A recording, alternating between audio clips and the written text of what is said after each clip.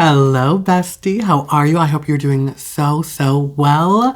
Let's jump right in. All right, let's call in the angels, the deities of the light, and all that call us to our higher good.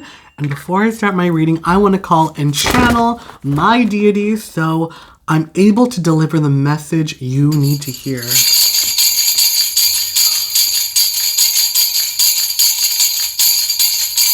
All right. Let's jump right in. I want to pull an angel card, but we're just going to see what comes out of the deck. I've been doing this a lot more. I never have been a person to kind of like shuffle and allow the cards to fall out because I do feel an energy of God wants to surprise you. God, the angels, there's something divine, whatever resonates with you. I just say God because it's what I resonate with, but God, Spirit, the universe. Ooh. I need to allow myself to trust that these cards know what they're doing. All right, we're getting two. Fallen out. This is crazy. So you're getting 1-1-2-2. Major change. I felt that. Major change. Advice, comfort, major change. Advice. Individuality and independence. Have faith in your skills and talents, as they are a tool that can provide you with a bright future. A piece of good advice, a moment of enlightenment, or comforting message is on its way. Everything will work out in your favor. And you're also getting 333 resources, materials and spiritual abundance, wealth, resources, confidence, material gain, epic romance. Bestie, you're about to have it all. All that is good and pleasant in your life will multiply. Angels are sending the number to reassure you of all the prosperity and well-being ahead. Your surroundings will treat you with admiration and respect. Use it for the greater good. So, you've got good things coming in. You've got so much magic coming in. Oh my gosh, I'm so excited. So, let's pull in how we're getting the Two of Cups and the Four of Wands on the cut. For those of you who resonate with marriage, honey, oh honey, maybe you're about to get married. We're seeing major change resources. Maybe you're going to be marrying somebody rich. I don't know. That's just what the cards tell me, bestie. I'm just here to read the cards. I'm just little old Sue here reading the cards for you. All right. The Tower and Three of Swords. I just feel as if you're moving away from heartbreak. And things are like you're somebody who has gone and had a lot in your life. And I'm also feeling a lot of like moments that would have broken others, but you've survived. You're a survivor and you're resilient. I want to just pull some cards all right. We're just going to do like 9 cards. I want to pull from your past, your present, and your future for all the energies that are coming in. So I want to, that's who you are. That's where you at, where you going. All right. So, major energy. You got 3 major arcana. I mean, they're not really naked, so I'll show them. You're getting Justice, Temperance, and the Priestess. Ooh, and look, this is my oldest tarot card deck. This is crazy that you're getting all this energy. And I felt so called to read with the angel cards and this deck. This is like the manga tarot. This was the very first deck of tarot cards I got when I was 16 years old. And so I use them from time to time because I love the artwork. And they hold so much memory for me. But I just feel as if like I've gained so much more knowledge that I'm able to implement it better every time I read. So starting off, you're getting Justice, Temperance, and the High Priestess. So you are somebody who has had major things in your past. And I'm feeling an energy of the scales are starting to balance. Or you're somebody who like had been searching for balance and looking into the unknown to figure out why maybe life hadn't necessarily been so fair. There's something here about like you made the most out of the hand you were dealt, but that's not to say you didn't have your troubles. Like the reason why I'm saying that is because maybe from an outside perspective, or you view it yourself, that you weren't dealt a fair hand, where there could be a lot of shortcomings, especially early on in your life. There were difficulties, there were challenges, and there were times where you may have looked to others and everybody else, and it was just as if like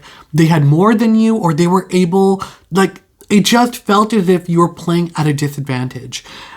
And it caused you to really search out and look for balance and like lean into faith and like mysticism, I'm hearing, in order to find deeper knowledge. And there's something about like, you could be really into like the occult. I'm hearing moon magic, but also like cleansing. There's water energy all throughout. So I really do feel like water and restoration is very like important to you. These are themes like washing away, like it could be like ceremonial baths and things like that, where you just kind of like do those things to wash away negative energies.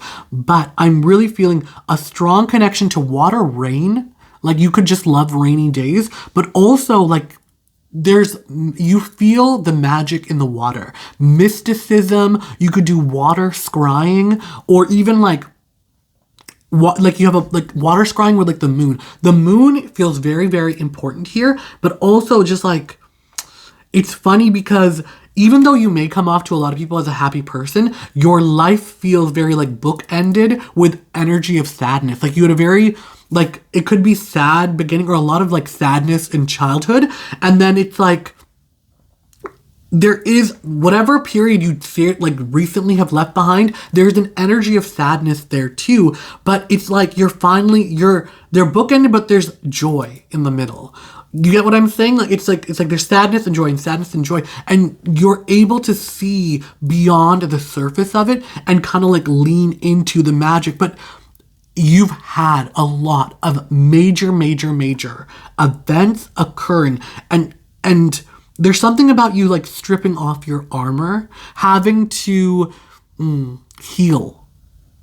Having to heal, and it's like the warrior becomes the mystic. The warrior becomes the priest. Like there's something about you being a warrior of life and like fighting for yourself, being an advocate, not only for you, but for the weak.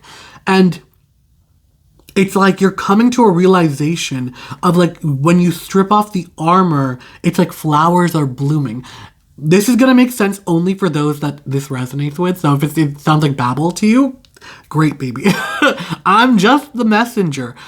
And it's like I'm seeing an image of like, I'm literally seeing the priestess, but it's like she's standing at the water and she sees the reflection, but it's not herself. Her reflection is the moon. And there's something about you acknowledging the greater, acknowledging the hand of fate, the hand of God in your circumstances and where that's brought you. In the here and now, okay? In the here and now, you feel as if you've got a lot of decisions to make, and you're fighting for your position. You are in the process of fighting for like where it is you want to go. Can I get some clarification? Prince of Swords. And not only that, it's like a new energy. Something about a new day, a new dawn. A new day, a new dawn. New life. Okay. There is something about a new day, a new dawn, about you, like coming, and we're getting the 10 of Cups and your clarification. You deciding on your happiness, you being very, very cognizant and aware that like you can change your circumstances at any moment. There's something about like, okay, there's a lot going on in your world and in your life right now, and it's like having blind faith and blind trust. No matter where the opposition is coming from, there is a reassuredness from you that you're gonna be okay, and that is what's leading you to like such great divine abundance. You're getting the 10 of frickin' Cups. This is like one of the most happiest, prosperous cards in the deck. This is emotional fulfillment. Look at him. He's so happy. Well, look at the whole family there. happiness, rainbows, celebration. And this is an energy you're pulling in. I really do feel as if like you're pulling the moon to you. So what are you calling in? You're throwing away and you're getting rid of fear and of sour grapes. You're moving towards more calmer waters. It's very funny because it's like when you drink from your cup, and it's like, this is, okay, it just feels as if there's been a lot of antagonistic forces, people coming to attack you. But the moment you start to drink from your cup, that is when your fears and those nightmares, you realize, I don't need to pick up the sword. I don't need to encourage the battle. It's like you can be the advocate of joy. You can be the one that brings in joy and change by filling up your own cup. You're freeing yourself. And this is coming unexpectedly, where no matter your situation or like where you are right now, there are opportunities coming your way. It feels as if it's like a knight in shining little, that's you the princess. And look, there's a, like, it's like fill in your own night, like fill your own adventure. There are forces coming in, financial people and just like beneficial benefactors that want to see you prosper, and I'm hearing elevate you. The energy that I'm picking up from this is like she's a princess, but she doesn't know it. And that's kind of the situation that you're in. And it's like, okay, stay with me for this because I'm hearing Shrek. So in Shrek doesn't realize he's a prince. He lives in a swamp and he's an ogre, but he doesn't realize he's a prince. Inside his heart, he's actually the prince. He's believed the story everyone has told him that he is an ogre. But when Fiona needs the curse broken to be her true self to come out, she kisses Shrek, and because he's a prince, she becomes her true form, which is regular Fiona, which is an ogre. But there is something about you, like you don't even realize you're a prince, you're a princess, that you're royalty. And it's just simply by circumstance. Like everything you've been through in life has been part of your journey, and it's like tempered you. It is like with the temperance card, it's like you had to be the warrior so you could be the mystic, that you could be the poet, that you could see life through your very specific scope. And it's like no matter how many times you're battered and brought down and talked down upon and all of these things, you could not be kept down. You brought the prosperity and you brought the sunny day. And it's like you bring the sunshine where you go, and it's like nothing can cage or contain you. And you don't even realize that there's like so many forces working to your advantage. There's a gift coming. There is a gift, a surprise. If the cards want to reveal this surprise that's coming your way, celebration. And this is celebration with your peers, with your loved ones. This could be family, but this also could be the family we make. It also could mean marriage. This card's a very happy celebratory card, and you're getting a surprise coming in. We were getting energy. We did get that with the Two of Cups earlier in the reading. So there could be energy of somebody loving you and coming your way. But, bestie, like this card, the 10 of Cups, just happiness and joy are just on the periphery. Is there anything else that the collective needs to hear right now? This is crazy. You're getting the World in Judgment. So, this is a confirmation to trust your intuition and trust back at it to the angel cards. We're getting these cards because they're confirmation that good things are coming your way, that major change is coming, and you will have the resources, because it's about trusting that you are listening to the call, that you are in tune and aligned with the divine. And my confirmation for my besties out there watching, there is unshakable faith about you. There is something about you, and this is something you don't share commonly with anybody. If you vibe with somebody and you feel like they would get it, then you share it. But it's like you don't share this with everybody, because to have this unshakable faith people just want to poke holes in it. But this was a vision given to you by God, the Spirit, the divine, the universe, however it resonates with you. But that vision was for your eyes only. The provisions to achieve your vision will not be going to anybody else. You will receive the resources to actualize your vision. It's specific to you. It's your vision. It was given to you by God, the universe, Spirit, the divine. And you're heeding the call.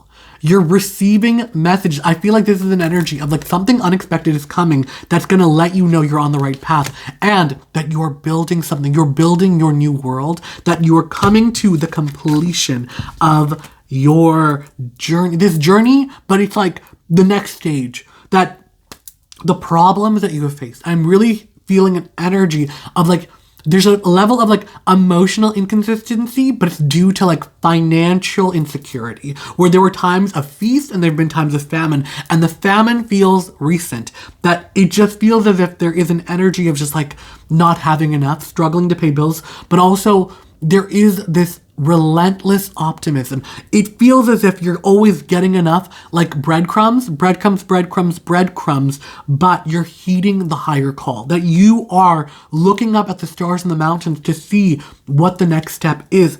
And it's like judgment. You're hearing the call from the angels, from God, the universe, and the divine, and it's guiding you to your unexpected celebration and to your confirmed joy, your confirmed destiny. Oh, okay.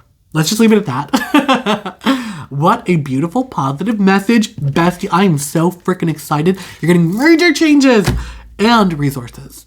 Oh, what a great reading. All right.